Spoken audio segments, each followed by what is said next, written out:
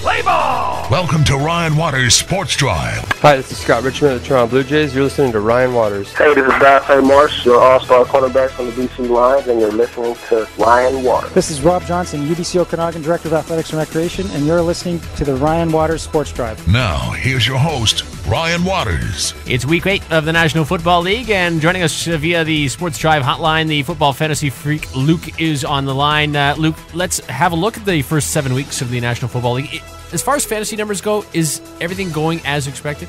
Well, yeah, I mean, the guys who you'd expect to see at the top in kind of their respective positions are there. One interesting thing that's going on is with the heavy emphasis on the passing game so far this year, you're seeing a lot of the top point getters in each league as quarterbacks, where once, a 300-yard passing game was considered a big game. Now it's just a ho-hum. So, you're seeing random guys, Alex Smith, San Francisco 49ers, rookie QBs putting up big numbers every week. So, as we've talked about all year, that the difference between the top quarterbacks is shrinking. So there is a heavier focus on getting those big running backs, even though the running backs are putting up less points, but there's less of them up there that are putting up the bigger points because there's not as much handing off going on in the league right now. So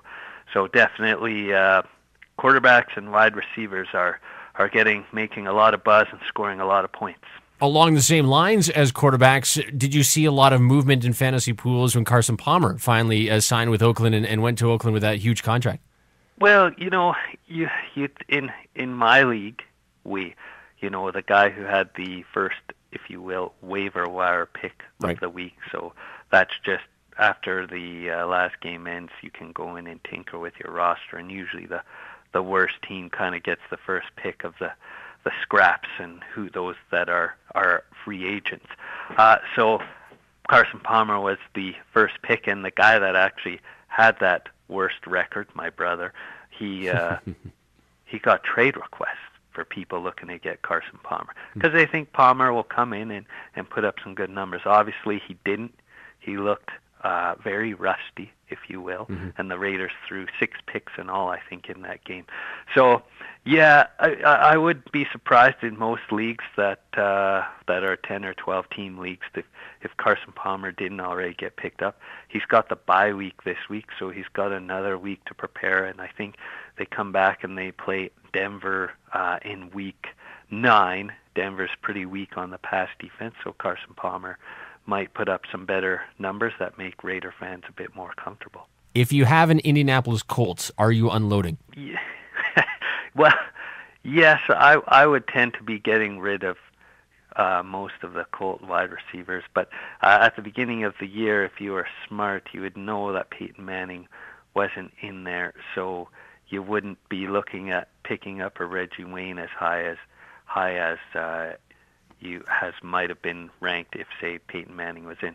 One surprise for the Colts has been Pierre Garçon. He's looked like he's had some chemistry with Curtis Painter, and when I say chemistry, I mean very low-level chemistry, but it's been something, and he's actually put up some points. I think one week he had 20 points, but most of it was generated on like a 90-yard touchdown pass. So I would tend not to be picking up Colts, but if you're in desperation mode and you need a running back, I think Joseph Adai went down this past week or didn't play. So, I mean, anytime you can pick up a number 1 running back, you should take a look at it. You never know. There's so many football fantasy pools and leagues around the world, basically, North America. If you are at the bottom of your league, if you're at the tail end, if you will, and it's coming up on the halfway point of the NFL season, are you throwing in the towel? Are you looking to next year already, or do you think you can make a run and get back into a playoff?